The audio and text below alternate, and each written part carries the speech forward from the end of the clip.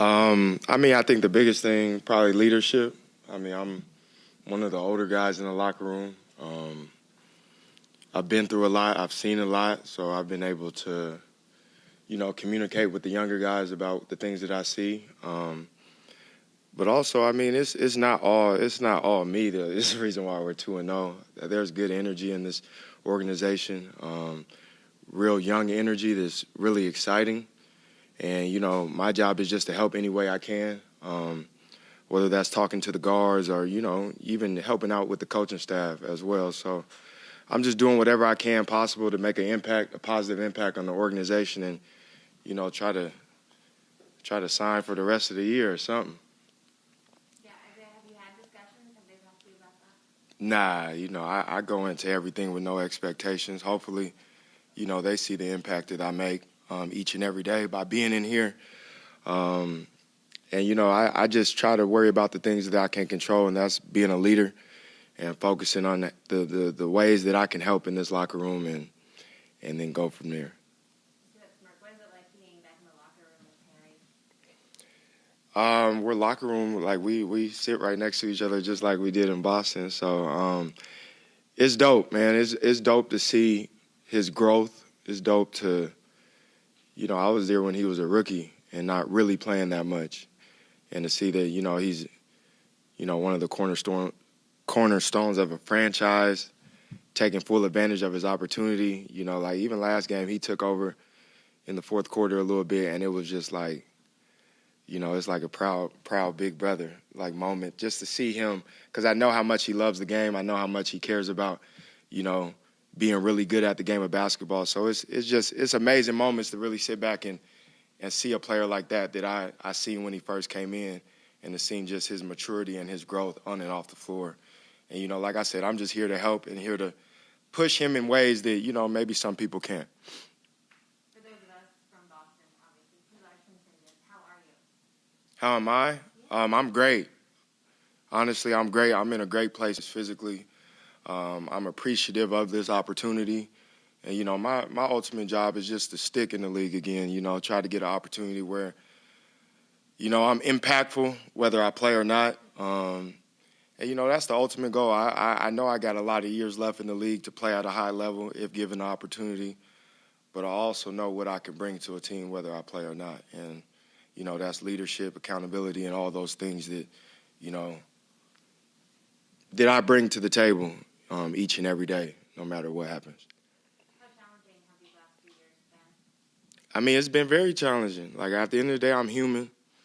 It's been tough, but ever since I was able to get past my injury, it's kind of been way easier. Like, obviously, it's been frustrating, not to be able to stick on a team or not be able to get, a real opportunity to show that I can, still play at a high level. But, I've been through so much. It's great to even be back, even on a team. And we've been practicing this week. Like, all those little things that not necessarily I took for granted, because I never took the game of basketball for granted, but just being around a team, being around coaching staff like that means everything to me. Like, that's so big. And, just fighting the fight that I fought my whole life. So it's like, people always ask me, how do I keep going? It's like I have no other option. Like, this is what I love to do.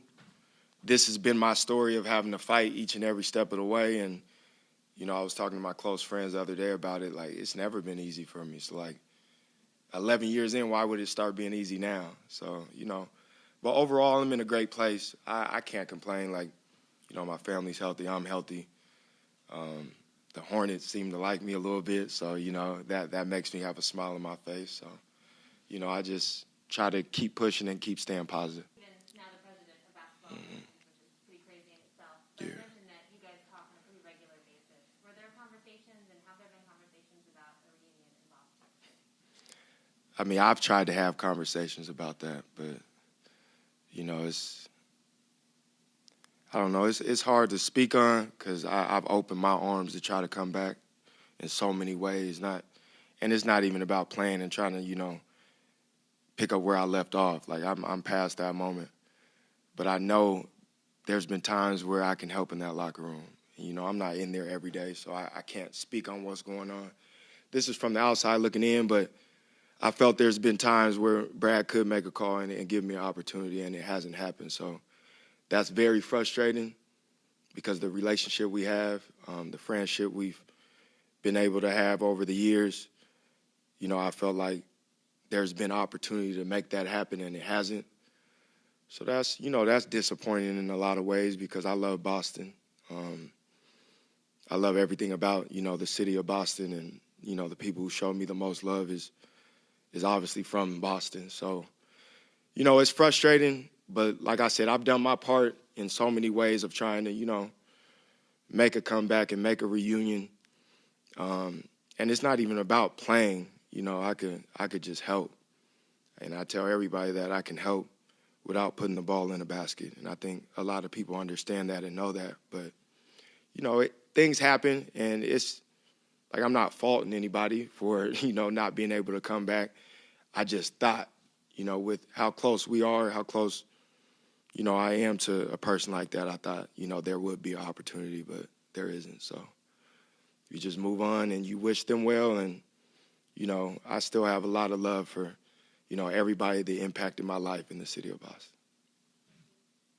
When you signed with the Wizards, you said you took a bullet for every player who was playing hurt. For sure. And you decided not to. And your example was the one they were like, that's why I'm not playing hurt. Have you gotten appreciation from other guys who looked at your story and said, thank you, for taking that bullet and showing folks that, playing hurt is not the best thing to do? I have. I don't want to put any names out there, but every time I'm around the league, whether I'm on 10 days or, in the warm-up lines or, interacting through games, guys always come up to me and like, man, what you do is inspiring. Like, if it was me, I would have already quit. Guys always talk about the injury and playing through things. And, my advice to anybody that's going through injuries, just, take care of yourself first and foremost. Don't worry about anything. The most important thing is taking care of yourself. And, if you can play, then go try to play. But if you can't, and it can obviously, hurt your future, you better sit your ass down and, really evaluate those moments, evaluate that situation, and really do what's best for you. And, I think everybody knows I took a bullet, but, you live and you learn. That's in the past, and I've been able to move past that and, get back to a space in my mind that, I was when I was healthy before I was injured. So, I'm thankful for those situations I've been through. Obviously, they had hurt my career for the most part, but, I'm back. I'm healthy. I'm just waiting for a real opportunity to be able to be a part of something and, take advantage of whatever opportunity I do get down the line. Now, how hard are perceptions have changed? The perception is that you're going to want to play 40 minutes. You love the game, you love the ball. Yeah. And, if we bring Isaiah in, he's going to want to play. Yeah. He's going to want to start. He's going to want a major role. If that doesn't happen, he's going to be disappointed. How tough is that to change when you said just now that's not the case anymore? It sucks because that's just the outside talking. Like, nobody's ever asked me what I think of situations of coming to a team and not playing. Like, nobody's asked me that straight up. And when they do, I tell them exactly what I told you. Whether I play or not, I can make a positive impact on any organization each and every day. That's who I am. That's who I've always been. Those things I can't control what people say about me wanting to play. Like, it's like that type of stuff is backfiring on me now because I'm so passionate and I love the game and I want to be the best. But I've been in every situation where, obviously, I've been a franchise player before. I've been a guy that gets 29 DNPs in a season. Like, I've been that and been able to make impacts throughout those situations. So it's unfair for people to say those things. Like, obviously, I want to play. Like, who wouldn't when I can still play at a high level? But, like, that's not everything for me, because each and every day I can make an impact on a younger guy. I can make an impact on a coaching staff. I can make an impact in the locker room. And that's bigger than me going out there and playing 40 minutes a game and starting. Yes, I think I can do that. Yes, I know with given the opportunity, I can play at a high level still. But I'm not chasing that. Like, I know if that opportunity comes, I'm going to take it and run with it and not look back. But if it doesn't, I'm going to still be in here every day working with a smile on my face, impacting, you know, the guys that look up to me each and every day in any locker room that I'm, you know, a part of. So that's unfair, and that's something that I can't control. And that was a big reason, like Brad and even Danny years ago, like when I offered to come back and tried to come back, it was like, man, the pressure from the outside, the pressure from the fans, it's like I can't control that. Like, they want to see me play, but I'm not going to egg it on and be like, yeah, since they're calling my name to play, I should be playing. I've never been that guy. I've never been that person. I think that's a cop-out and an easy way to say things. And I'm not saying that's a cop-out on Danny or Brad. Like, I'm saying I can control those situations of the outside world wanting me to play. Like, that's easy to do. I mean, you realize there's like an Isaiah to Boston, like, contingent brigade, people who, I mean, on social media, Yeah. who want you to come back. I realize that's every day. Like, I see it every day on social media. Like, I understand it too. Like, I've always wanted to go back. But, you know, the situation and the opportunity just hasn't been there for whatever reason. But to tell you the truth, that's probably been the biggest reason. Every time I talk to somebody who can make a decision, it's been, you know, the outside pressure from the fans. Like, how would, you know, we control that? And, you know, like, we wouldn't know until, you know, I was in those situations. Obviously, the fans are going to want me to play. They do every city that I'm in. Like, that's just what I bring to the table, and I can't control that. And I feel like it's unfair for me because that's something I can't control, and it's kind of like the love when I do come to teams kind of backfire on me because it puts unwanted pressure on somebody to make a decision to play me. And, you know, that's not always in the plan, you know. So, you know, I'm trying to be, like, correct on how I say things because everything gets, you know, it's a headline for me, and that's bad energy, and I don't need that for me right now. But, you know, it does hurt that the opportunity hasn't been there to come back, even if it is the play or it's a leadership role. Is that the curse of looking like an everyday man, just being 5'9"?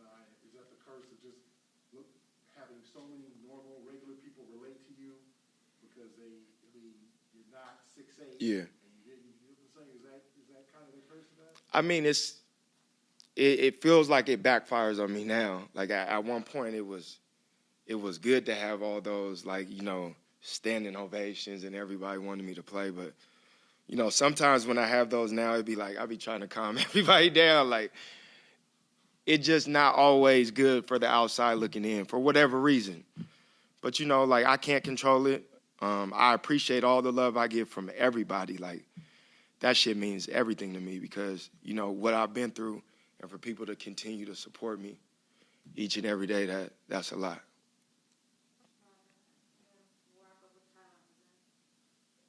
You've been around about a week or so now with the team, the Hornets so far. Just what are your general impressions? Just what you've been able to bring, mentioning about bringing from fans, not so much on the court. What you've been able to bring here, and how much do you want to stick around Yeah. to see what's through you? I've been able to bring a voice in this locker room that these guys respect. Not saying they don't respect anybody else in this organization, but it's different when it's a player. And, you know, these younger guys probably used to, you know, look up to me when I was playing years ago. So it's easier to be able to relate to those guys and them to be able to ask me questions and me be able to talk back and forth with them like a real conversation, which, you know, sometimes they might be afraid to do that with a coach or somebody in the front office. So for me, I mean, you know, I'm going to stay in Melo's ear. Terry knows I'm going to be in his ear no matter what. All of these guys in this locker room respect who I am as a player and as a person, and I respect them down the line. So I think the things that I say to them, they take a little different. And I know I can help, and I know I can impact whether I play or not. And, you know, hopefully I am around, you know, the rest of the way. Like I said, there's great energy in this locker room. There's great energy in this organization. Everybody's kind of welcomed me with open arms, and, like, I could tell it's very genuine. So, you know, hopefully I can stick around because I've been in situations and positions before to make a playoff push with a young team, and I know how to turn that around. And, hopefully I can just continue to make an impact each and every day, not just on the court, but off the court. And, I'm going to stay in each and every guy's ear in that locker room to be better, not just for themselves, but for this team and, for the bigger picture. And that's, for the future. Tyler, go ahead.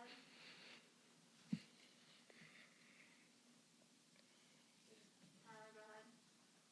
Hey, Isaiah, just going back to the Celtics a little bit, since you're seeing them tomorrow, what is it like, seeing from afar, kind of like the same core that you played with there, guys like Jalen, Marcus, Al being back there, just being big reasons why they're having so much success lately? It's dope to see them, play really well. Everybody was on their helmet about how bad they was playing early on. Now it's like, they're playing like the best team in the league, which is expected because of the talent they have on the team. Jalen was a rookie when I was there. He's just such a special player now. Jason Tatum is one of the best players in the world. Marcus Smart is, the soul of that organization that, you can't win without that guy.